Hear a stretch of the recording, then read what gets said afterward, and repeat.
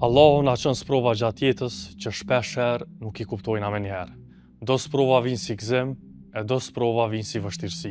E besa do tjera vinë në formën e njerëzve që lypin diçka prej teje. Dikush e lyp një fjalë të mirë, dikush e lyp një dorë ndihmë, e dikush një copë rrezik që Allahu ja ka caktuar me ardh përmes teje. Po unë kisha pas qef më nalt te ndihma financiare. E ke vrejt kur jena ul me naj lokal, ose kur jena tu ecë rrugës, mënet me na nal dikush për me na lyp pare.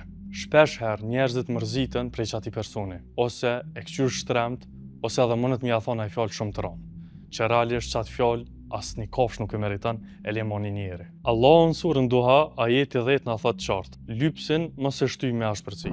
Kjo ajet nuk na kallëzon që kjo është veç për etik. Kjo është edhe mësim për neve që me çekirat zemrën tonë. Me na mësu që rreziku është në dorën e Allahut. Ai që po të afrohet ty me dorë të shtrirë nuk është e rastësishme. Ajo është sprova jote, jo e atij. Ti mundesh me zgjedhë sprovën tane qysh po don ti me reagu ndaj saj. E jotja është ose më jep për hir të Allahut me ndreq jetën, ose mos më jep kurrë, po me vazhdu më kon I butë edhe I mëshirshëm me ta. Menon një minutë, sikur Allahu të kishte qit ty në pozitën e tij, sikur ti të shekon lypsari, edhe I zhdosh ti me shtri dorën tjetër kujt.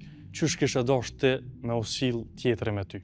A kishe pas qef që qaj person me të përbuz ty e me të nënçmu? Bënu real.